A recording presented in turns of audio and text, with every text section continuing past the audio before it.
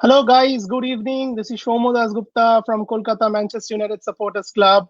Uh, Today, we have been waiting for this moment for the longest time ever. We wanted to speak to one of the greatest voice of Old Trafford, and we always wanted to. We are a big fan of his.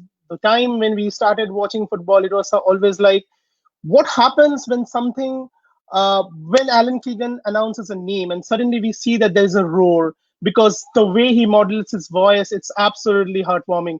Today we are going to invite among us Alan Keegan, the voice of Old Trafford and the voice of FIFA 20. Hi Alan, how are you doing? Good evening, everybody. Nice to see you, and thank you for the Namaste. invitation. Namaste from Kolkata Manchester United Supporters Club.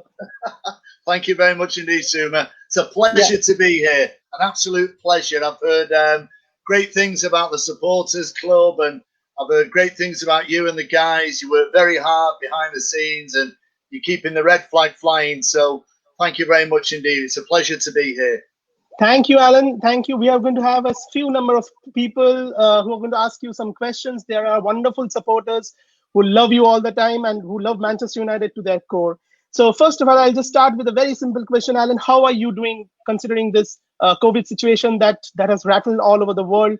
We want to ask you, are you fine? How is everything fine? How are you doing actually?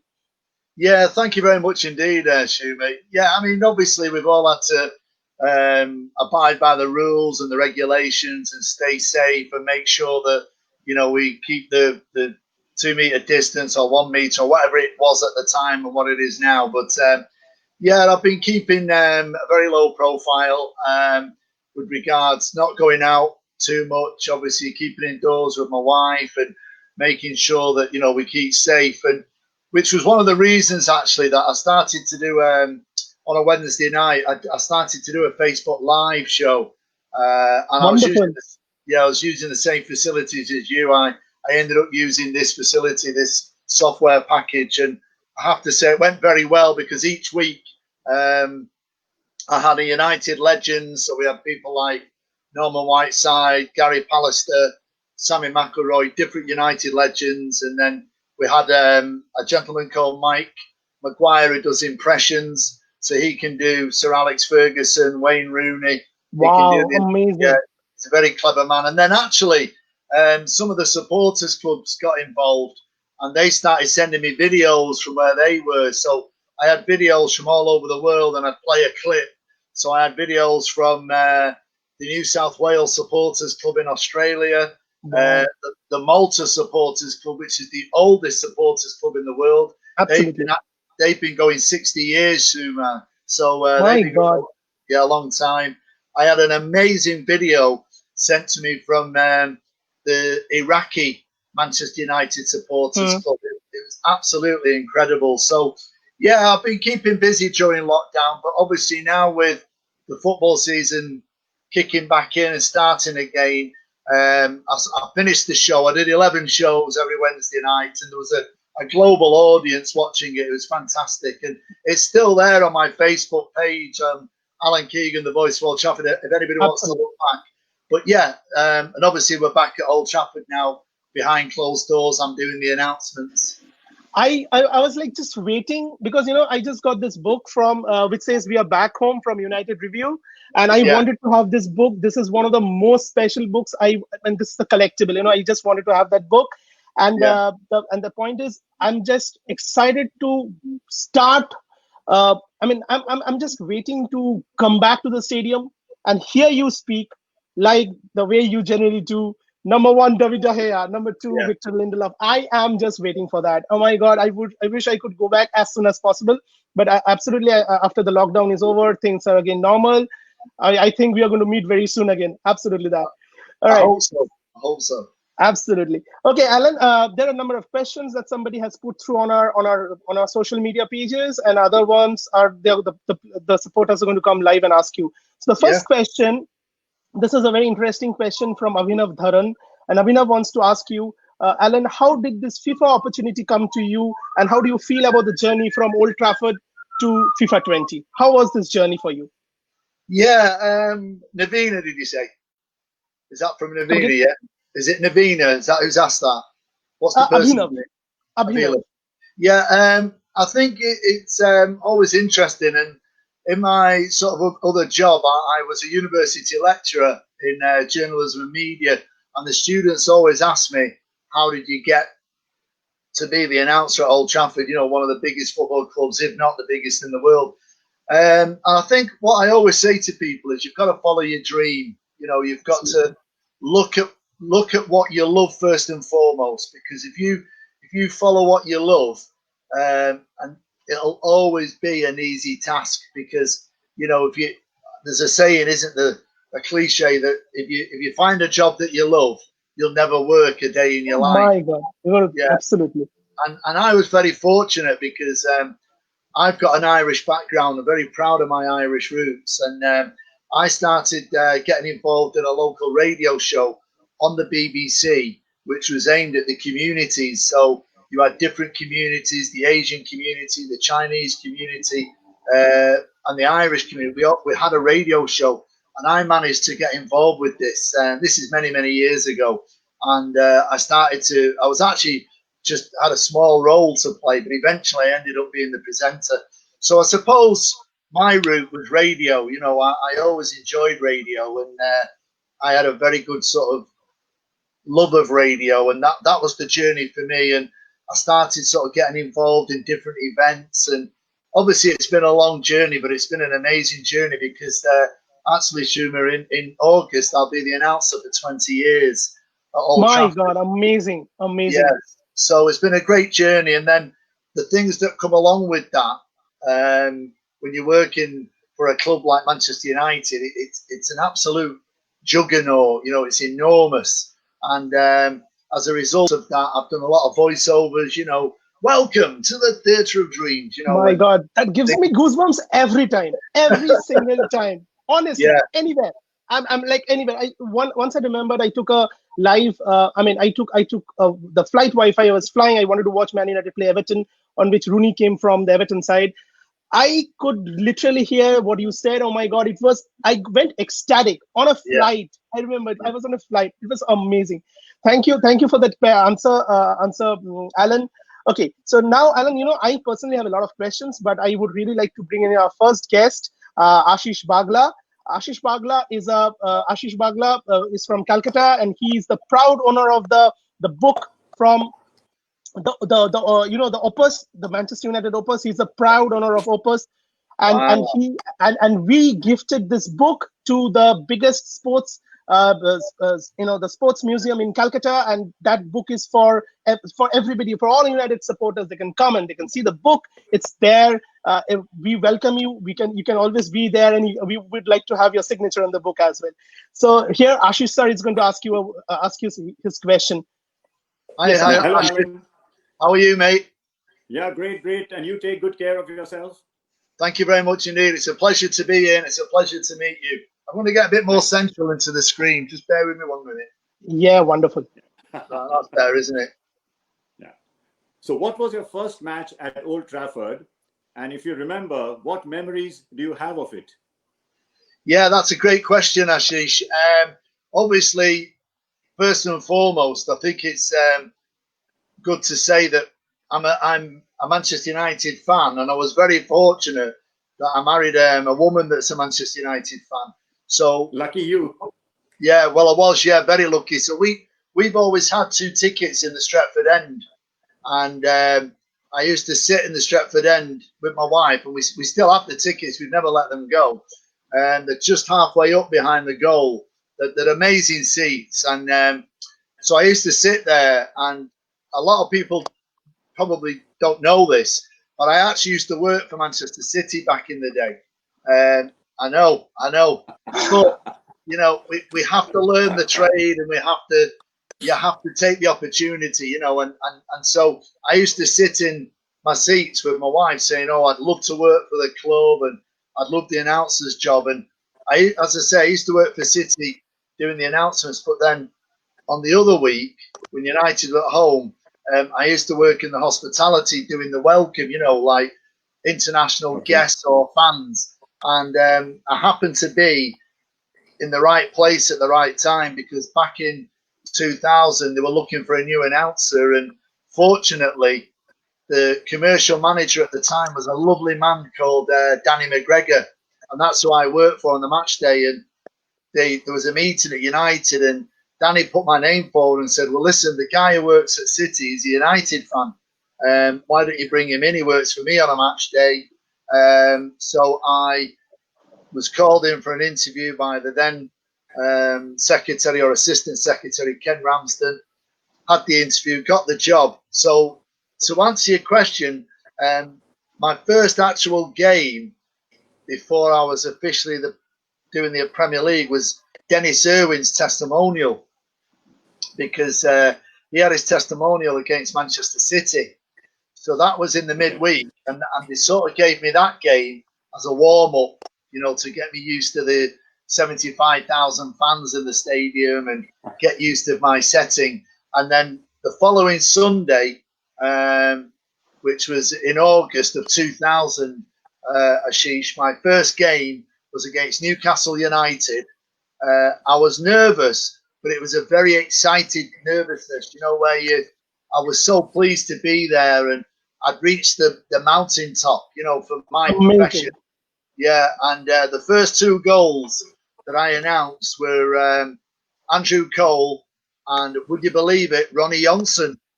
So we beat Newcastle 2-0. So it was a great day, Ashish, and it's been a brilliant journey since. I've been all over the world with United. I've done 7 tours in the summer, and unbelievable memories, Ashish. Never quite got to your part of the world, but I've been to America, Japan, China, Hong Kong. Brilliant memories, Ashish. So I hope that answers your question. Absolutely. We are waiting for you in India. Absolutely, we are. Personally, we would welcome you anytime. I'll get there eventually, boys. I promise you, I'll get there eventually. Thank you so much. Thank you, Ashish, for your question. Thank you, Ashish.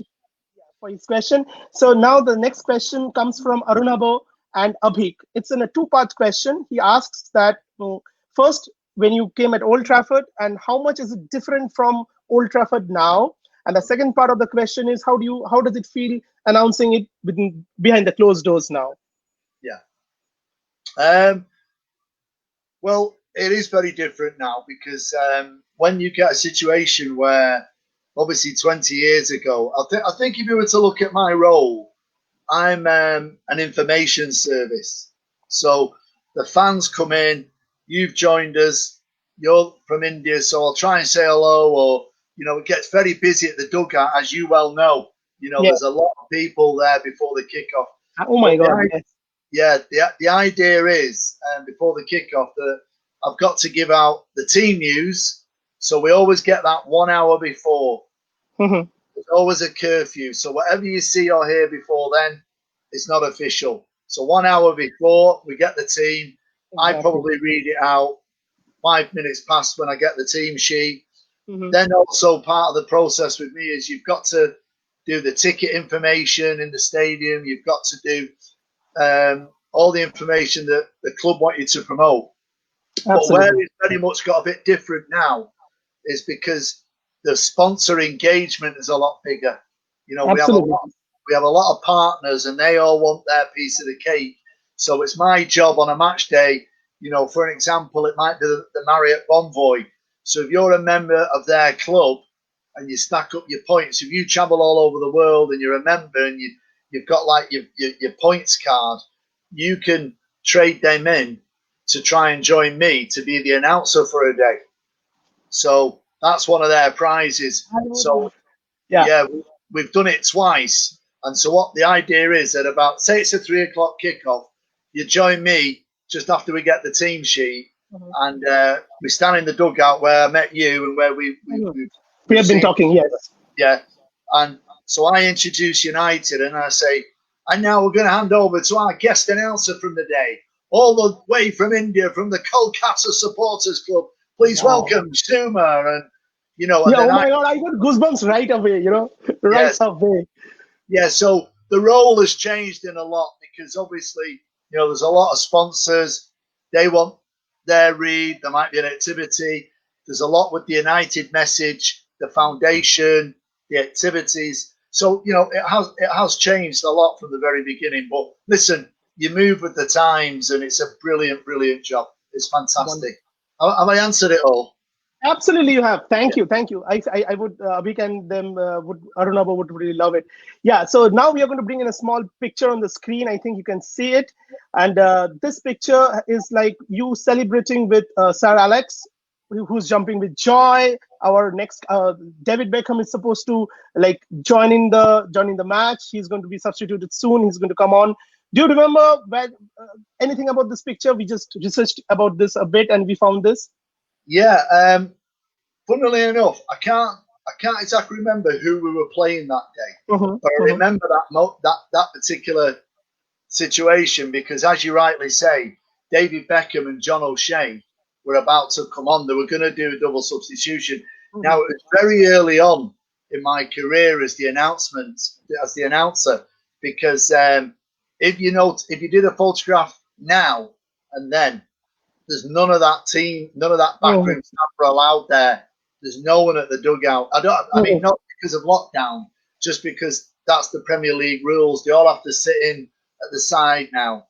Exactly. So there's a big difference. But I think that photograph was actually taken in 2002. And I'll tell you something. Okay. David Beckham, he smelled absolutely beautiful. My God. He had the nicest body lotion on you've ever smelt in all your world.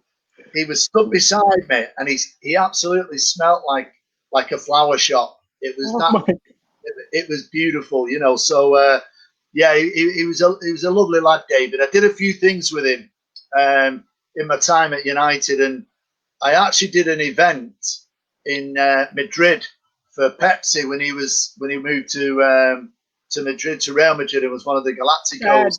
Still sad about that. Very sad. So I've done a few things with him, and he's a great lad. He's down to earth. He was at Old Trafford a couple of years ago, and there's a great photograph where me and him are on the pitch shaking hands. But he was going to do an announcement and make a speech to all the fans at the UNICEF football game, the charity match.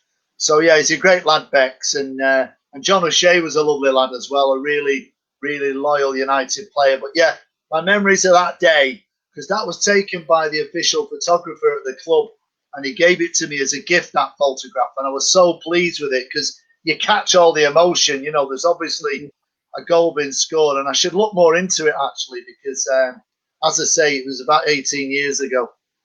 Okay, so for the pulling on that one, we have Arnab who's going to ask you a small question. We can see Arnab on the screen right away, I guess. Yes.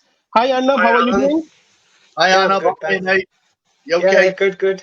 Welcome to the club. Thank you. It's a pleasure to be here. Thank you. Great. I'd just love to know your most cherished memory at Old Trafford. Right. Yeah, okay. Just for the next few minutes, maybe if you can take us to there. Yeah, absolutely. You can hear me okay, can't you? Yeah. Great. Well, to be honest, Arnab, there's a lot of great memories. I'm sure. 20 years. I will share one with you if you don't mind, because yes, there's a time. I'm a football fan. I'm a fan of Manchester United first and foremost. So I'll share this memory with you. So I have told it a few times, so I hope you haven't heard it before because it's a very, very special memory for me. But when we played Barcelona in the 2008 semi-final, we'd drawn at the Nou Camp, and they came to Old Trafford, and all we needed to do was win by 1 goal. So after 15 minutes, Paul Scholes took a rasping shot, and it fired into the net, into what we call the East Stand. It absolutely rocketed. It was a real swerver. And as a fan, I'm supposed to be professional and impartial, as the announcer, I should say. But the fan in me took over, and I went hysterical at the side of the dugout. I was jumping around, and I had to compose myself, and announce then Old Trafford, United's goal, scored by number 18, Paul Scholes, And that's brilliant. It was, so it was the longest 75 minutes of my life, Arnab, because obviously that night Messi was unbelievable, and Barcelona, they did everything but score a goal. you know, and the message behind this story is that if we won, obviously we got to the final in Moscow. Now, if you just bear with me a moment, in 1999, I'd gone to a lot of the European away games, but I missed the final in the new camp. I missed it, right? And I always vowed, wherever United, if United got to another Champions League final, wherever it was in the world, you know, India, Spain, wherever it was going to be, Moscow, I was going. So that night, obviously, the final whistle went, and I'm thinking to myself, I'm going to Moscow, I'm going to the final, you know, I promised myself, rain, hail, or shine. Anyway, the extra bit of good news with this story, Arnab, was that the next day, I get a call off the club, and they've said to me, UEFA have invited you and the Chelsea announcer to go to Moscow to do the announcement. So you're coming with the club. So I didn't have to pay to go. I had a ticket, but I didn't have to. I got free travel there and back.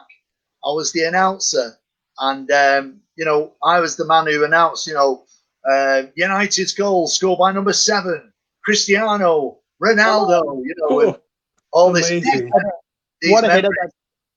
But the funny thing as well, Arnab, is that just before the lockdown, and this is the final part of the story, I was in America with Paul Scholes and David May. I was doing an audience with. There was a dinner, and they invited the three of us over. The Atlanta supporters, you know, it's run by a guy called Steve Baxter, and he really works hard for the supporters club, you know. So I was going over to host the dinner, and Scholesy was there, and I said to Scholesy, one of my memories was the semi-final against Barcelona. I said it was the longest 75 minutes of my life. And Scholesy said to me, it was the longest 75 minutes of my life. He said, imagine, I've scored the goal, and he said, after everything, the next 75 minutes, they do everything but score. And he said, don't forget, he said, I missed 99 as well. So he said it was doubly important to me that I thought it had passed me by, you know, because probably in his career, I think he said it, if you've read any interviews, he's always said that team of Scholesy's, the first team, like they should have got to maybe 2 or 3 finals. They got beat, didn't they, in semi-finals, I think 3 times. So that's a wonderful memory, Arnab. I hope it's not too long a story. It's amazing. Yeah. That was absolutely. Thank you. The whole package with it, you know, to actually go to Moscow, different culture, different way of life, to get to Moscow and the Lemziki Stadium, and then even better to win it the way we did on the night, you know, just coming back to the trophy. Yeah, with the memories that created, Arnab, it was absolutely fantastic. So I hope that answers your question, my friend. Brilliant, absolutely. Thank you very much. Thank you, Anna, for your question. The next question comes from Bodhisattva. We are going to put Bodhisattva on the screen right away. Hi, Bodhisattva. You can shoot your question. Bodhisattva, we can't hear you. Your mic is on mute. Put your mic on, mate. Yeah. Hi, Alan. It's an absolute honor to be talking to you. Hiya, mate. Nice to speak to you, Bod. How are you, mate? I am good. I hope you're keeping safe. I'm keeping very safe, thank you, and I'm very happy, and life's good at the moment. Yeah. So my question to you will be, when David De Gea came back to the starting lineup against Liverpool in the 2015-16 season, after all the transfer saga with Real Madrid, I clearly remember you announced his name at the end, and there was an incredible reception that he received from the Manchester United fans at Old Trafford. I would like to know the thought process behind you announcing his name at the end, because generally you announce the name in the order of the jersey numbers. Yeah, you know what, right? Not a lot of people remember this. Me neither. No, that's a great question, because do you mind if I just slip into another question, another answer for a moment? Because if you remember, when Ronaldo came back with Real Madrid, Sir Alex Ferguson had a word with me a week or so, well, just over about 10 days before. When he came back with Real Madrid, Sir Alex Ferguson asked me to announce Ronaldo last. It's on YouTube if you have a look at the clip. So I went through all the Yeah, teams. this picture actually. Yeah, that's a great picture. That was on the tour in America when we played Real Madrid. That's a great picture.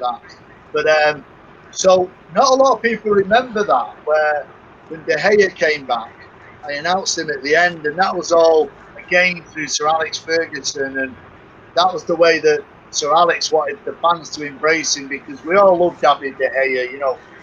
Ultimately, Absolutely. the trouble is when a goalkeeper makes a mistake, it's the spotlight, isn't it? And it's the end of the world, and all of a sudden he's the worst keeper in the world. But David De Gea has been a great servant for United, and I'll tell you what, he's a lovely, Absolutely. lovely guy. But yeah, that particular moment of welcoming him back, going through the team, as you say, and number one, David De Gea. It was the whole stadium, as you say. It was very special. Can you remember who we were playing? Liverpool. Yeah, exactly. Yeah, that's right. Well, you've got a great memory and you've done your research. Amazing. Yeah, it's a great question, Dan. Yeah. And thank you for that, because I don't often I've never been asked that one before. Wonderful. Yeah, Thank you thank you. for your Thank you. question. We are going to invite our next fan, Gaurav Sarkar. Gaurav is going to ask you a question. Could we have Gaurav on the screen, please? Yes, Gaurav. Hi, Gaurav. Hi. How are you doing? You can ask your question to Alan right away. Yep. Hi, Hi, Alan. Gaurav. How are you, mate? I'm fine. It's a privilege to have you here. Oh, thank you. I'm delighted to be here, and thank you very much. Thank you. Thank you. So my question for you would be, since Alex Ferguson left, this is the first time that we have a batch of brilliant academic graduates in Rashford, McTominay, and then Greenwood, Brandon Williams. So is it really possible to recreate the class of '92 once again at our club? No, I don't think it is. Not the way you're talking about. I mean, if you look at the history of Manchester United, we've always gone for the development of young players. We've always, right back to Sir Matt Busby, the Busby Babes. They were their own team, and that's a bit like someone saying, "Will we ever have the Busby Babes again?" I think what Ollie's trying to do and achieve in his philosophy, I think, is absolutely spot on. And we as United fans, that's what we want. We want young, exciting players. If Brandon Definitely. Williams makes a mistake, he's a local boy. He's come through the academy. The fans will be patient with him. Whereas if we sign a player for, 50, 60, 70, 100 million, who isn't born and bred or hasn't got United in his blood, the fans are less patient. But to answer your question, I think there'll never be like, Fergie's class of '92, because I think that was a one-off. There's no other team ever done that, for so many players to come through in one group, and play in a Champions League final. I mean, the only other experience you had with that, if you look at the history, in '67, Celtic had a team of players that were all within, I think, believe it or not, I think it was a 10-mile radius of the Celtic football ground, So Yeah, I think it'd be too difficult. But what I do think is Ollie and his project and his philosophy, or whatever you want to call it, I think he will recruit, and well, he is doing, isn't he, young players that we want to see, that excite us. I mean, can you imagine the other night, you played United, we've absolutely run them off the park. We should have scored maybe 5 or 6, as Ollie said. A great game. It could have been a banana skin, but we played really well. And then he brings on Dan James, and you're a left back or a defender, and you're thinking, oh my God, I've got this young. So I think what he's doing is really good, and I think the philosophy of the young players. But I don't think there'll ever be a class of '92, Gaurav. I think that's too much to ask. But I think we'll have a team of young players, but a few sort of experienced ones that will bring them through. Like Cantona helped the team in '92. Well, you could argue that Bruno's going to be that player. I mean, what a revelation he's been. He's just totally He's turned already doing it. He's already Yeah. doing it. Yeah, I heard that you play a bit like him, Gaurav. Is that right?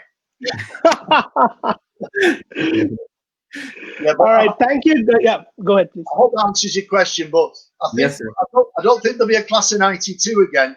But I do think we'll have a young team of that Ollie's going to develop and put into his mould. And I think not this season, but I think next season we'll be ready to win the Premier League. Wonderful. Thank you so much. Thank you, Thank Gaurav, for you. your question. Thanks, Next, we are going to, thank you, Gaurav. Next, we are going to bring in Nirmallo. Nirmallo has been working for our creative team for a long time, so Nirmallo is going to shoot his question right away. Hi, Alan. How are you? I'm very well, thank you. It's lovely to meet you. How are you? I'm good, thanks. So I'm going Yeah. to the question straight away. So over the years, you have seen some great players don the Man United jersey. Which player in the current squad do you think is a starting 11 player in the famous treble-winning squad? Which current player would fit into the treble-winning squad? Wow, that's a great question. I've not been asked that one before. Oh, you'll have to let me have a think. Well, I think with the team of '99, the treble-winning squad, and I think this is what we need. I think that Sir Alex had the 4 forwards, didn't he? We had Andrew Cole, York, Sheringham, and Ollie. And I think that's where Ollie will get to with our forward line. I like what we've got at the moment. I like Rashford. I like Martial. We talked about Marcus. What a revelation. And I really, really do love Ighalo. I think he's a great player. Love Ighalo too. Absolutely.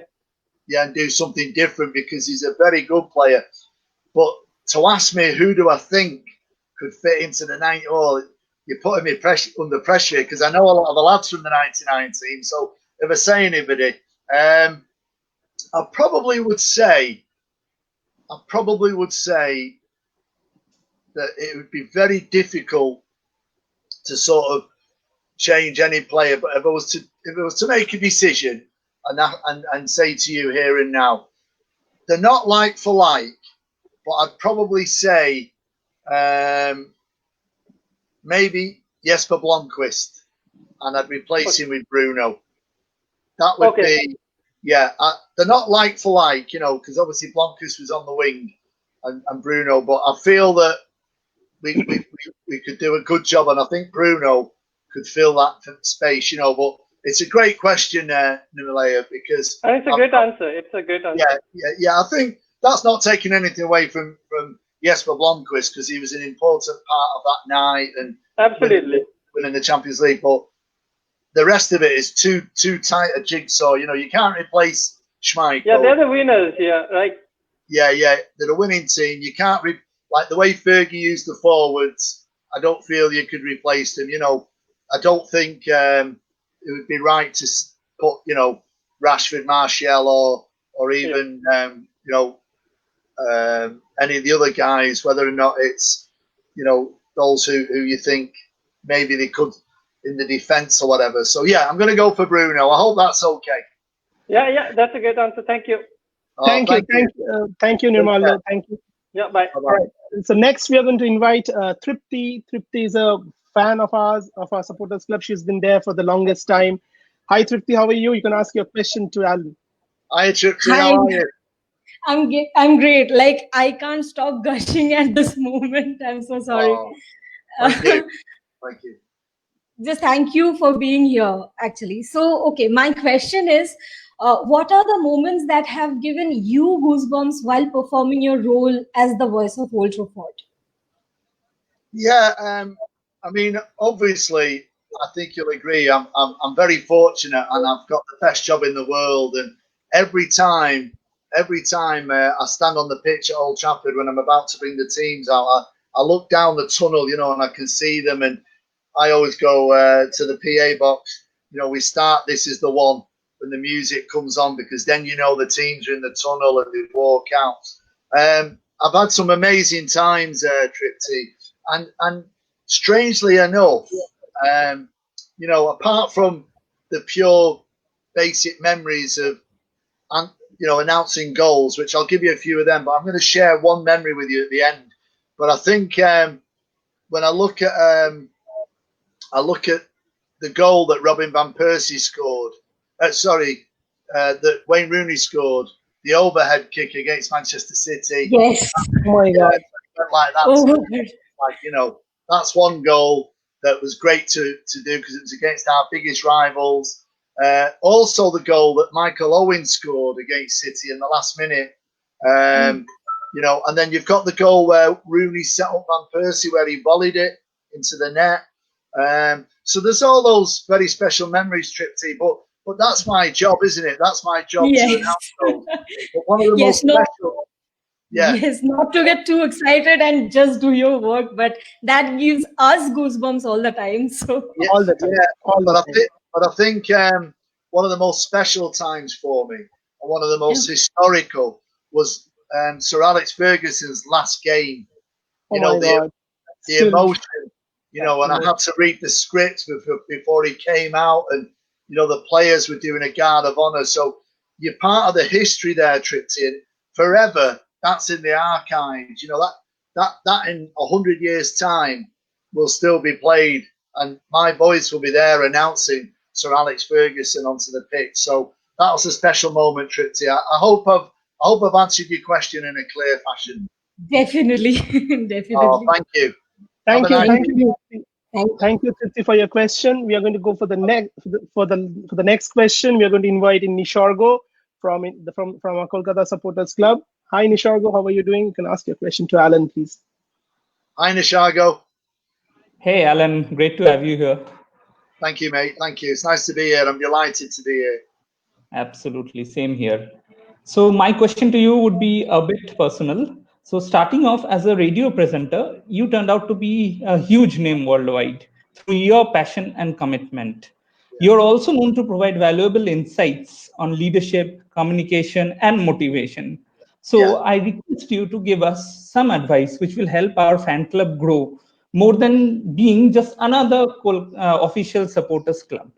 Yeah. Yeah. I think in life, you know, we all go through tough times, don't we? You know, and I think sometimes you've got to look at the journey that we're all on. So from my point of view, I had a very bad experience many years ago, a financial experience where I really hit rock bottom. And I was at a crossroads, you know, I needed to know which way was I going to go, you know. And I think one of the things you've got to look at in life, and I'll come to the point for the supporters club, but I think one of the things you've got to look at in life is when you do have a fall or you're hitting a low time, the way you get back is to take a very small step forward, not a big one, just a small one, but it must be a positive one, you know, and it might be where, well, it can be whatever small step you want it to be, because as long as you're going forward and you're not looking behind you at all the badness that's happened, then that's the important thing. And I think with fan clubs, you see, my question to you would be, what makes you different? What makes you different to, you know, the fan club that I spoke to last week, the Goa supporters? What makes it different to the New South Wales in Australia? You know, we know what brings us together. The love of Manchester United brings us together. So I think from a recruitment point of view and from a fan club, it's about engagement and it's about taking part. Are you aware of the new Manchester United Foundation initiative? Absolutely. Yeah. We have tied up with them to provide. Brilliant. Yeah, and it's getting your members, because they might live in different parts of the city. You know, they could be spread across 100 miles, you know, or further. You know, I don't know the geography.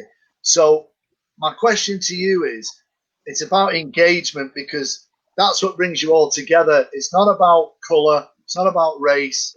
It's not about religion, because United is the religion. We all follow Manchester United. We all want them to do well. So I think it's about engagement. It's like anything. It's a coming together, and I think even things like this. You know, I mean, I'm just a guy on a microphone. You know, I'm not anybody important or anybody who's famous.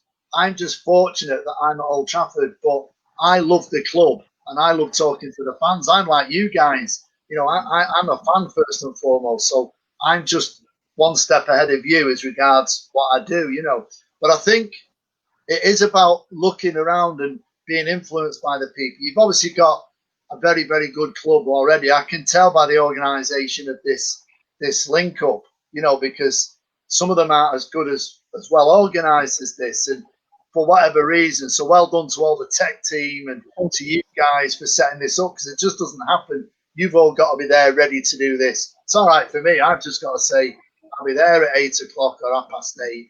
You know, you guys have got to set it up.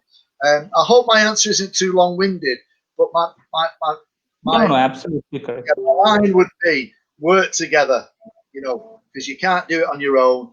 I'll tell you what is coming up, and I hope he doesn't mind me sharing this, but they're trying to organise a global Manchester United quiz. Wow. Have you heard anything about this? Have you heard No, about we it? did not. No, we didn't. No, not yet. You're gonna hear very soon. I'm hosting it, and it's going to be where you all log in. You're going to be given the software to log in, and they're having a global Manchester United quiz, and it's just questions. I think there's going to be about 8 rounds, and it's just questions all to do with Manchester United, and they're going to get all the supporters club to get involved in it. And it's things like that where you can get to engage with members, and if you're participating in something like that, that's what you can sell yourself on, can't you? You know, because it's hard, isn't it? Recruitment's hard. Absolutely. You know, people have got time commitments. You know, there's a financial commitment, and you know, a lot of the time they'll say, "What do I get? What's in it for me?" You know, well, hopefully with things like the foundation project, the charity one, and things like the quiz. These are all things that the club are looking at to bring the fans nearer to the club. You know, you're in India, but we still want you to feel that you're in Old Trafford. You know, you're part of that family, and it's very much the United family. So, Nizorja, I hope I've answered the question as clearly as you wanted. Absolutely, it was a wonderful answer.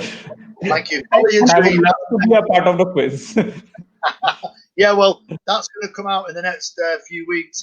John Shields and his team, John is the chief exec. Well, I've been working with John on it, and he's going to announce it and put it out there. So you've got an exclusive. They're going to do a fans quiz, but you can all join in on it, you know, and participate as a club. And obviously, because of lockdown, you might have to. Do you have WhatsApp? We do, yes. Yeah, so you might each team, you might have to communicate, because we'll give you maybe 30 seconds to answer the question. And obviously, you know, it's all down to trust. You don't want anybody cheating, Googling the answer, because there's no fun in that. So you know, we'll connect with you on that note, and like I think John is going to contact all the supporters club. Absolutely. Anyway, thank you, Nishago, for your question. It was wonderful. Thank you. It was a wonderful question. Alan, we have just 2 last questions. I don't think we should take more than a few minutes for this. There is somebody, Aditya, who wants to ask you a very interesting question. He says fans all over the world have started to see the vision that Ole has promised. Being someone who has witnessed it firsthand, what, according to you, are the things Ole have done differently from the managers after Sir Alex? Well, I don't think I've got any unique insight, but I do think when you look at what Ollie's doing, Ollie's part of the club. Ollie, you know, it's in his blood. You know, he knows what's required. He's been in Carrington under Sir Alex. He knows what it's all about. And Sir Alex was very much part of the family where, you know, he knew everybody's name. You know, if I walked into Carrington or the Aon training complex, he'd know my name. Kath on the reception, you know, the tea ladies, nobody, it was all part of that unity, and that's what Sir Alex formed. And Ollie's creating that same environment. You know, he's getting a close team around him. You know, he's got Mickey Phelan, he's got, you know, Michael Carrick, Kieran McKenna, he's got Richard. There's a great little team there behind him, and there's a team that he trusts. They trust him. And in this day and age, as we all know, managers don't get enough time, do they? And, you know, United, you know, haven't pushed any panic buttons. You know, when Ollie went through that amazing run when he was the caretaker manager, and obviously he was offered the manager's job for 3 year on a 3 year contract. You know, obviously not all the results went the way they should, but you know, But that's a part of the game. That's a part of the game. Absolutely. it is. Ollie's got the vision, and what we all love is we're starting to see that vision. You know, and he's bringing in the young guys. You know, Brandon Williams. I mean, that's his position for the next 10 years once he takes over. What a revelation! What a revelation! Amazing player. Yeah, and then you've got obviously Greenwood. You've got Rashford, who's still a young kid, really. You know, but we think he's been there for quite a few years. You know, Martial's not that old. You know, we've got a young. Yeah, we have a team which can win. I mean, it's not about just winning the trophies, but that team can be consistent for the next 10 years. You know. Yeah, so, yeah. So that's a consistency we can have in the team, and that's what we could see. We can have 4 matches with the same team. It can continue further, I guess. Yeah, and there's the consistency, and that's what we want. We want the Manchester United where it's fast attacking football, and if we lose, then we don't mind. What we don't want is balls playing side to side and no progression, and you know, mundane football. You know, that's not the United way. So I think that's Ollie's philosophy. That's his project. But the beauty of it is, we're now starting to see it come together. We saw it in his first 11 games, didn't we? You know, he tactically, you know, he was there. He was attacking teams. We were doing well. But I think now there's a plan. Look at the goals we're scoring. You know, amazing. You can see like even Pogba's goal. Butter anytime. Yeah, Pogba's goal was straight off the training ground, wasn't it? Exactly. In the last game, you know, from the corner kick. So you know the philosophy is good and the project's working, and long may it continue. And I think that's what Ollie's getting right. He's part of the United family. It's in his blood. So long may it continue. Absolutely should. Alan, the last question of the day. We won't take more of it. So there's no problem. It's going okay. Thank you. Thank you so much. The last question of the day. We would like to rate 3 sad events of Old Trafford, and you would rate them 3, 2, 1. The one being the event that you hate the most. This one is number 1 is Jose running down the pitch to celebrate Porto's victory. Okay. Number 2, Arjen Robben's goal versus United, which threw us out of the Champions League. And number 3, the worst decision that a referee could have ever given, Nani's red card. How would you rate these 3, 2, 1?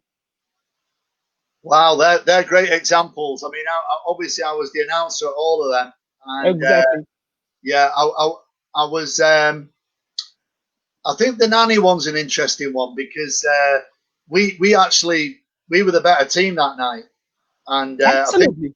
I think when Mourinho come out and did his interview at the end, he said, but he could say this because they'd won. He said the best team lost, you know. So that was a really low moment for us because I think we could have gone somewhere if we'd have beaten Real Madrid. I think, you know, we could have gone further, you know, like to winning it. I mean, that was a difficult night. That was a very bad night. But, you know, it was one of those games that it was a bit like I was saying before, Barcelona, when they played us, they did everything but score. And we did everything that night but score, you know. So I think I'd put that as number 1 for the biggest disappointment because it really was, you know, as far as I was concerned, you know. Just remind me of the other 2.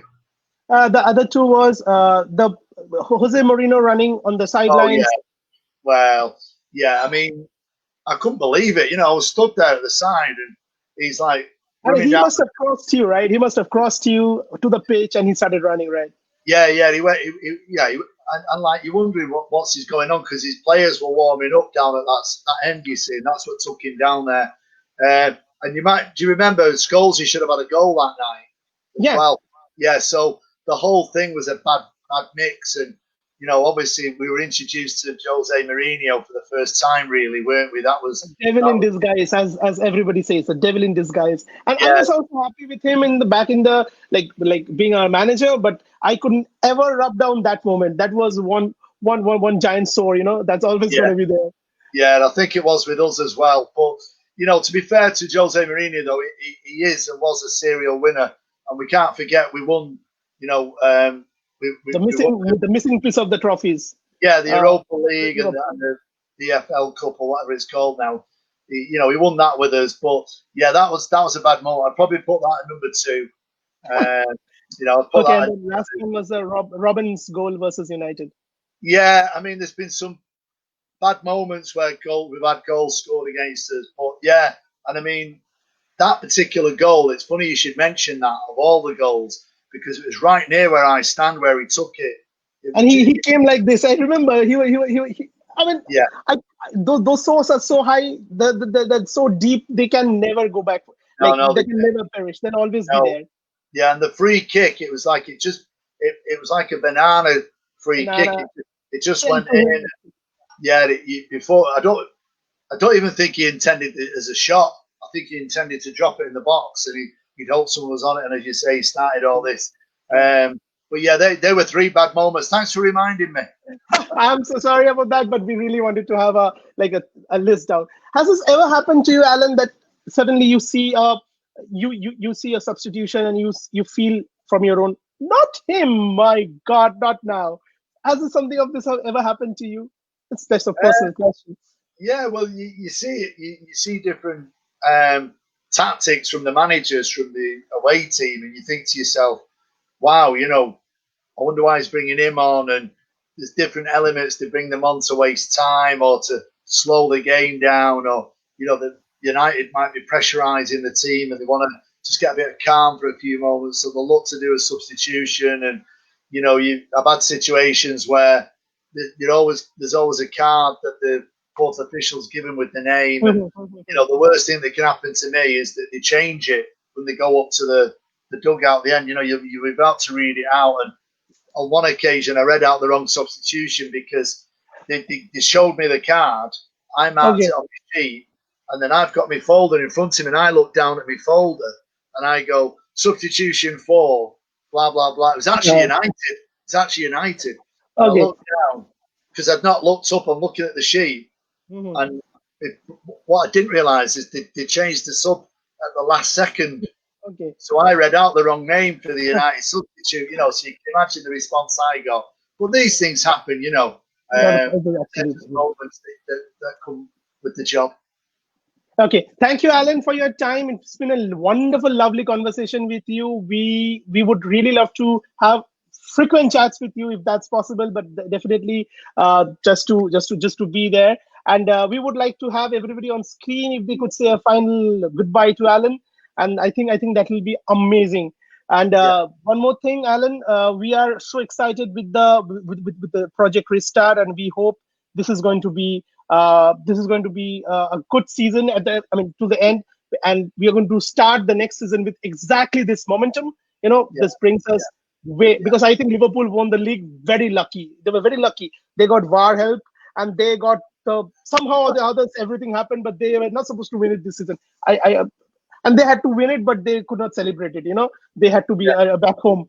So anyway, Alan, thank you for your time. Namaste from India, and we would like to have you again very soon. Thank you, Alan. It'd be my pleasure. Thank you very much indeed, guys, and take care. Good luck with the supporters club, and the next time you might hear me will be when we have our quiz. So look after yourselves. Thank you, everybody. Take care. Bye. Namaste. Bye. Bye-bye. So, guys, it was a wonderful discussion that we had with Alan Keegan. Just to let you know that we are still on with our fundraiser for the Be the Local Rashford. You know how you are going to donate. Anything that you feel like, any amount of money is great for us. Just donate on the link that we generally have on our Facebook page, on our Instagram page, and as well as on our Twitter handle. Thank you guys for being here. We'll come back with some other guests very soon. And it was wonderful, just to say that it was wonderful talking to Alan today. Thank you guys. All the best. Bye. Cheers.